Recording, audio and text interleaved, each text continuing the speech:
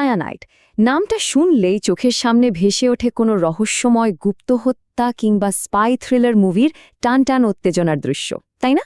আজকের এই বিশ্লেষণে আমরা এমন একটি রাসায়নিকের চমকপ্রদ দ্বৈত জীবন নিয়ে কথা বলবো যা মানব ইতিহাসের সবচেয়ে কুখ্যাত পদার্থগুলোর একটি। আমরা দেখব কিভাবে এই একই জিনিস একদিকে যেমন এক চরম প্রাণঘাতী বিষ, অন্যদিকে ঠিক তেমনি আমাদের দৈনন্দিন জীবনের এক অপরিহার্য হাতিয়ার। চলুন শুরু করা যাক।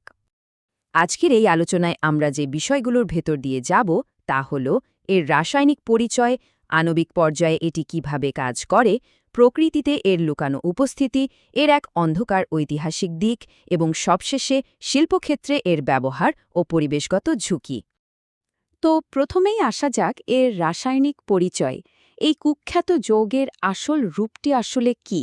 গুপ্তচর গল্পের বাইরে এর সত্যটা কি? চারপাশের এত রহস্য আর জল্পনা-কল্পনা যদি সরিয়ে রাখা যায়, তবে সায়ানাইডের রাসায়নিক গঠন কিন্তু একদমই সাদামাটা। মূলত এটি একটি কার্বন পরমাণু, যা একটি নাইট্রোজেন পরমাণুর সাথে অত্যন্ত শক্তভাবে ট্রিপল বন্ড বা ত্রিবন্ধনে যুক্ত থাকে।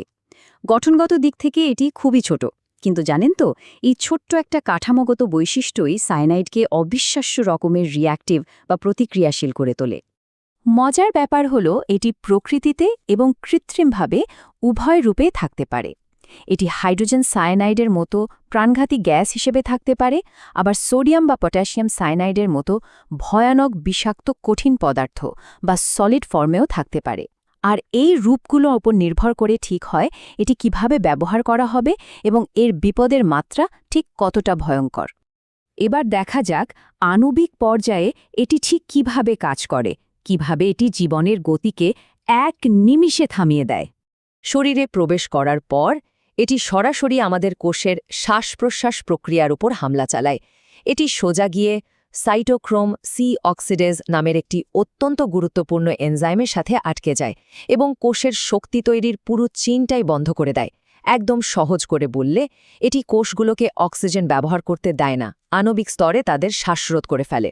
আর এর ফলে হৃৎপিণ্ড বা মস্তিষ্কের মতো যেসব অঙ্গের বেঁচে থাকার জন্য প্রচুর শক্তির প্রয়োজন, সেগুলো মুহূর্তের মধ্যে কাজ করা বন্ধ করে দেয়।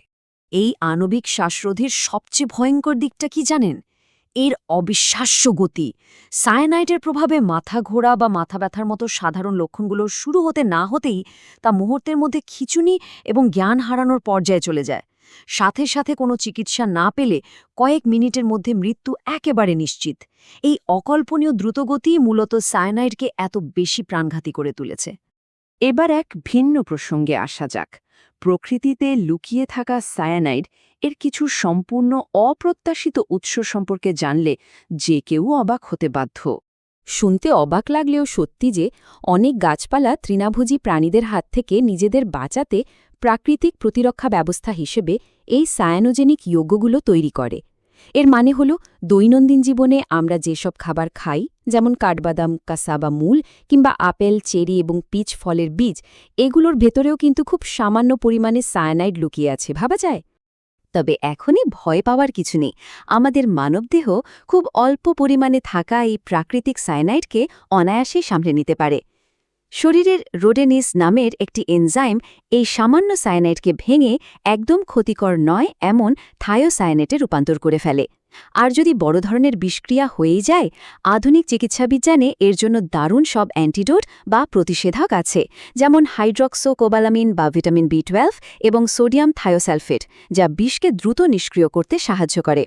তবে হ্যাঁ, পুরো ব্যাপারটাই কিন্তু সময়ের সাথে এক চরম প্রতিযোগিতা। আচ্ছা, পপ কালচার বা জনপ্রিয় সিনেমাগুলো কিন্তু সায়ানাইড নিয়ে অনেক অতিরঞ্জিত মিথ তৈরি করেছে। একটি খুব সাধারণ মিথ হল এটি জিভে ছোঁয়ালেই নাকি সাথে সাথে মৃত্যু, কিন্তু বৈজ্ঞানিক বাস্তবতা বলছে ভিন্ন কথা। এই বিষটি কাজ করার জন্য এটিকে অবশ্যই গিলতে হবে, শ্বাস-প্রশ্বাসের সাথে ফুসফুসে নিতে হবে, অথবা সরাসরি রক্ত প্রবাহে শোষিত হতে হবে। শুধুমাত্র তখনই এর ভয়ঙ্কর প্রভাব শুরু হয়। আরও একটি বড় ভুল ধারণা হল সায়ানাইডে মৃত্যু মানেই নিশ্চয়ই কোনো রোমাঞ্চকর গুপ্তচর বৃত্তি বা গুপ্তহত্যা। এর সাথে গুপ্তচরদের নাম বেশ ভালোভাবেই জড়িয়ে আছে ঠিকই, কিন্তু বাস্তবে বহু সায়ানাইড বিষক্রিয়ার ঘটনা, নেহাতে মর্মান্তিক কিছু দুর্ঘটনা, শিল্পকারখানা দুর্ঘটনা থেকে শুরু করে বাড়িতে আগুন লাগলে প্লাস্টিক পোড়ার কারণে যে বিষাক্ত গ্যাস বের হয়, কিংবা ভুলভাবে খাবার তৈরি করলে সেখান থেকেও খুব সহজেই মানুষের শরীরে সায়ানাইড প্রবেশ করতে পারে। এই মিথগুলোর পেছনে অবশ্য কারণও আছে। এবার আমরা দেখব এর এক অন্ধকার ঐতিহাসিক অধ্যায় এবং এর কুখ্যাত পদচিহ্ন। ইতিহাসের পাতা উল্টালে এর এক ভয়াবহ চিত্র ফুটে ওঠে।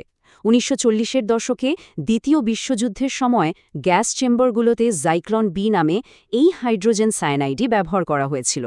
এরপর স্নায়ুযুদ্ধের সময়ে শত্রুর হাতে ধরা পড়া এড়াতে গুপ্তচররা তাদের সুইসাইড পেলে এই রাসায়নিক ব্যবহার করত। আর ৮৭ সালে জোনসটাউনে ঘটে যাওয়া সেই মর্মান্তিক ঘটনার কথা তো ভোলাই যায় না, যেখানে সায়ানাইড মেশানো পানীয় পান করে ৯০০ জনেরও বেশি মানুষ প্রাণ হারায়। সায়ানাইড আক্ষরিক অর্থেই আমাদের ইতিহাসে এক অত্যন্ত বিষণ্ণ এবং বিভীষিকাময় উত্তরাধিকার রেখে গেছে। এতক্ষণ তো গেল এর অন্ধকার দিক। এবার আমরা আলোচনা করব শিল্পে এর ব্যবহার এবং পরিবেশগত ঝুঁকি নিয়ে, আধুনিক বিশ্বের এক জটিল ভারসাম্য। এত ভয়ঙ্কর অতীত থাকার সত্ত্বেও অত্যন্ত নিয়ন্ত্রিত পরিবেশে কাজ করার সময় এই একই সায়ানাইড কিন্তু একটি দারুণ উপকারী হাতিয়ার। আধুনিক বিশ্বে খনি থেকে সোনা বা রূপার মতো মূল্যবান ধাতু নিষ্কাশনে এটি ব্যাপকভাবে ব্যবহৃত হয়। শুধু তাই নয়, আমাদের দৈনন্দিন জীবনে ব্যবহার করা বাণিজ্যিক প্লাস্টিক উৎপাদন, কাপড়ের রং বা ডাই তৈরি, এমনকি কৃষিকাজে ব্যবহৃত কীটনাশক উৎপাদনেও এই সায়ানাইডের বিশাল অবদান রয়েছে। তবে বলাই বাহুল্য, এই বিশাল উপযোগিতার সাথে চরম মাত্রার ঝুঁকিও জড়িয়ে আছে। শিল্প কারখানায় কোনো কারণে দুর্ঘটনা ঘটলে এবং সায়ানাইড পরিবেশে ছড়িয়ে পড়লে তা ইকোসিস্টেম বা বাস্তুতন্ত্রের ব্যাপক ক্ষতি করে। ঐতিহাসিকভাবেই আমরা দেখেছি এরকম দুর্ঘটনায় নদীর পানি মারাত্মকভাবে দূষিত হয়েছে এবং বিপুল পরিমাণে মাছ ও জলজ প্রাণীর মৃত্যু ঘটেছে। আর ঠিক এই কারণে বর্তমানে বিশ্বজুড়ে একটি চলমান বিতর্কের সৃষ্টি হয়েছে। একদিকে শিল্পের দৃষ্টিকোণ, যেখানে বলা হচ্ছে আধুনিক খনি এবং উৎপাদন শিল্পের জন্য এটি অত্যন্ত কার্যকরী এবং একেবারে অপরিহার্য। অন্যদিকে রয়েছে পরিবেশগত দৃষ্টিকোণ, যেখানে বলা হচ্ছে এর কারণে সৃষ্ট বিপুল বিপদের কথা। পরিবেশবাদীরা প্রতিনিয়তই আরও কঠোর বিধিমালা এবং এর নিরাপদ বিকল্প খুঁজে বের করার দাবি জানাচ্ছেন। এটি আমাদের একটি অত্যন্ত গুরুত্বপূর্ণ বিষয় মনে করিয়ে দেয়। পৃথিবীর সবচেয়ে মারাত্মক পদার্থগুলোকেও কিন্তু নিয়ন্ত্রিত উপায়ে মানুষের কল্যাণে ব্যবহার করা সম্ভব। তবে প্রশ্নটা থেকেই যায়, বিজ্ঞান যখন চরম বিপদ এবং অত্যাবশ্যক উপযোগিতার মধ্যে একটি ভারসাম্য খোঁজার চেষ্টা করছে, তখন শিল্পখাত কি আরও কঠোর নিয়মকানুনের অধীনে এই কুখ্যাত যৌগের ব্যবহার চালিয়ে যাবে, নাকি আমাদের সমাজকে পুরোপুরি নিরাপদ কোনো বিকল্পের দিকেই ঝুঁকতে হবে? এই ভাবনার জায়গাটি রেখেই আজকের এই বিশ্লেষণটি আমরা এখানেই শেষ করছি। এতক্ষণ সাথে থাকার জন্য অসংখ্য ধন্যবাদ। নিজের ভেতরের শক্তিকে জাগিয়ে তুলুন এবং নতুন জীবন গড়ুন। আমাদের চ্যানেলটি লাইক, শেয়ার এবং সাবস্ক্রাইব করুন।